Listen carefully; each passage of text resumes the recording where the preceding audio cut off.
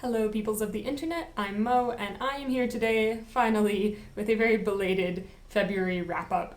So I actually read quite a number of things in February. I had a little bit of time off, and so I was able to use that to get some reading done. And so I'm just going to jump right into them. The first book that I'm going to talk to you guys about today is Bryony and Roses by T. Kingfisher. This is a fairy tale retelling, and it is based on Beauty and the Beast. Obviously, there are plenty of Beauty and the Beast retellings out there. So far as what makes this one different, it sticks pretty close to the normal plot that we're used to. There are a couple of things that are changed, especially right at the end.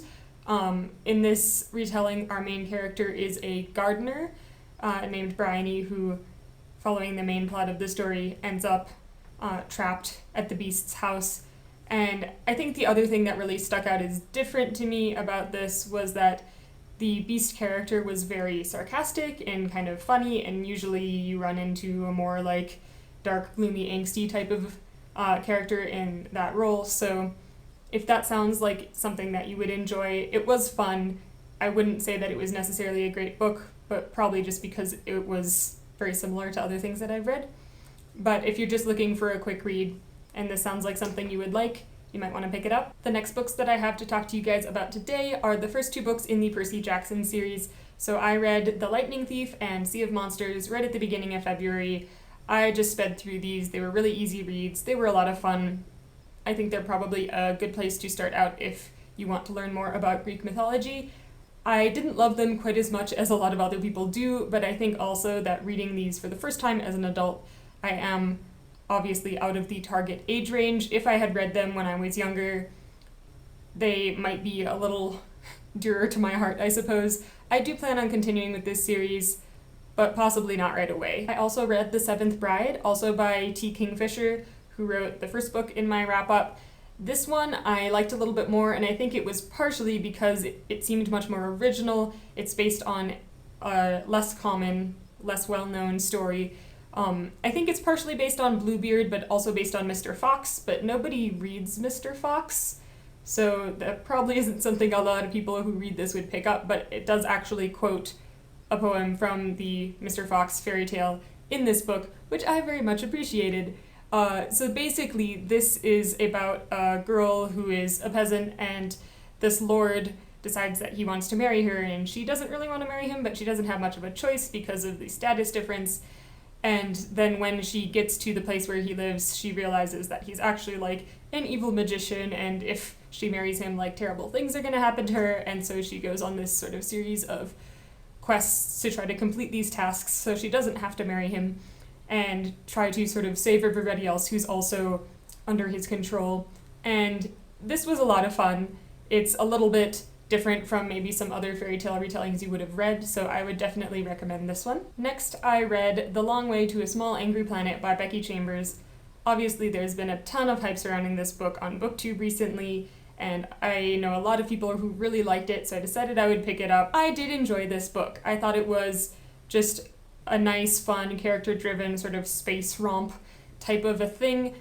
I don't know if it was quite what I was expecting. I think I was expecting something a little bit less lighthearted, I guess.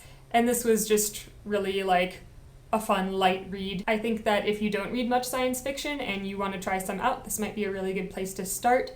That being said, I did really like this book. I thought it was fun, but I didn't love it as much as some other people have. So I think that's probably more to do with my personal taste than to do with the book itself.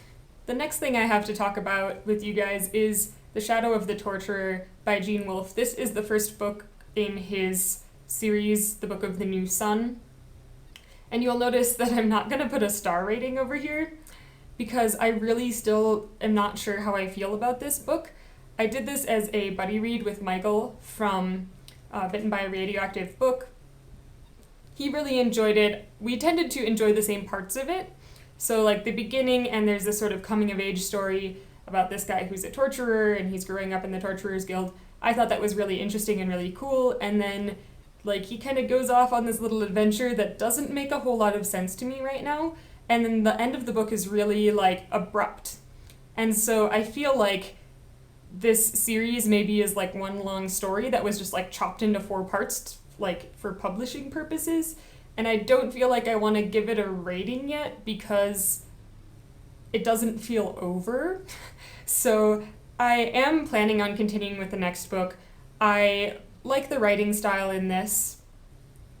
It's a little more literary. I also really enjoyed that it is a science fantasy book, so the sort of atmosphere feel of the book is very fantasy, but if you're paying attention, you see all of these things that are hinting at this potentially being like far future where like some catastrophe had happened on the earth and people have sort of regressed into a more medieval sort of lifestyle. And so you can see just sort of hints of like different technologies and references to potential like historical things in it. And I found finding those to be a lot of fun. So I'm not really gonna give a rating to this one right now. I'm gonna wait till I've read the second book, which hopefully I will be doing within the next couple of months, and see if that changes my feelings or sort of solidifies my feelings about this book a little bit more. I know some people really like it, some people really hate it, and I think that the abrupt ending may have a lot to do with that.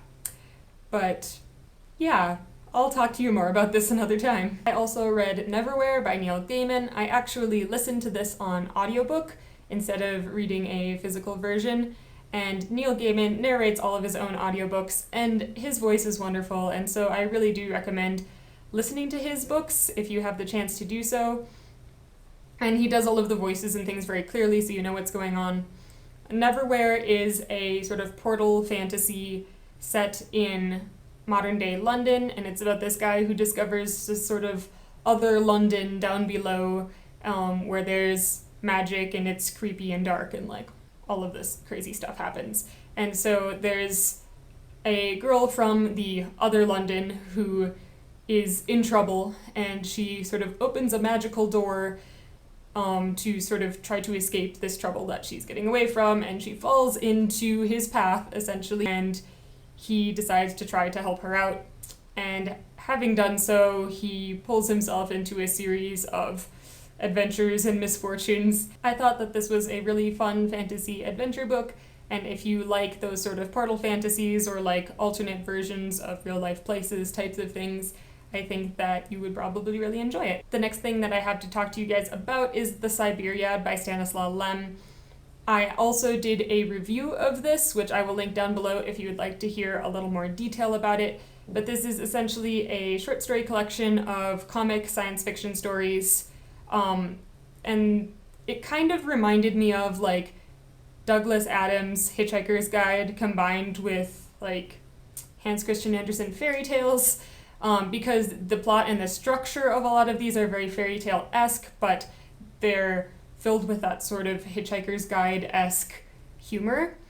And I thought it was a lot of fun. If you like those things, I would definitely recommend picking this one up. If you want to hear more about it, you can check out my review. I also have a review posted for the next book, which is Jagannaths by Karen Tidbeck.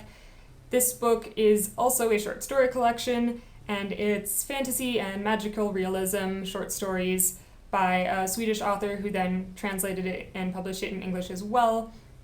And these were just really bizarre and weird and slightly disturbing and just very original. Every story was very different from the one before it, and it just sort of sucked me in, and I read through this very quickly, even though I tend to take my time with collections.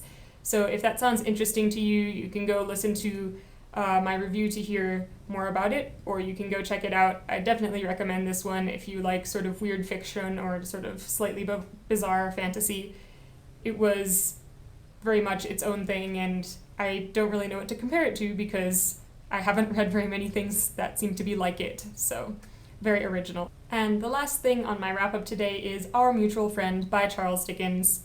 If you guys do not know what this book is about, it essentially follows all of these threads connected to a murder that happens. So this guy is coming back to England to get his inheritance because his father has just passed away, and he has this large fortune coming to him, and then his body is found in the river.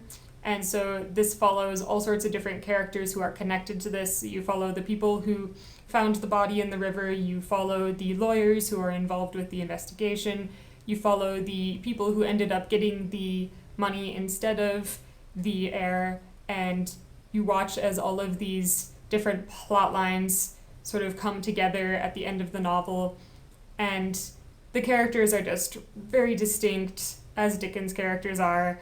There's so much interesting stuff in here. I'm not going to talk too much more about it because if you really want to hear about our mutual friend, you should just go over to Katie's channel at Books and Things and listen to her talk about it because it's her favorite book ever and she did a wonderful review recently. So if you're not already watching her, go do so. Otherwise, that's everything that I read in February. I know it's been a little while, but I'm trying to get back on track here. So let me know if you guys have read any of these books, what you thought of them, if there are any other books similar to these that you would like to recommend to me to read, and I will be talking to you guys next time. Bye. I can't talk today, camera. There's gonna be so much editing in this video. Still running, okay. This is gonna be a long video to edit. I really need something else to say, and I can't talk today, camera.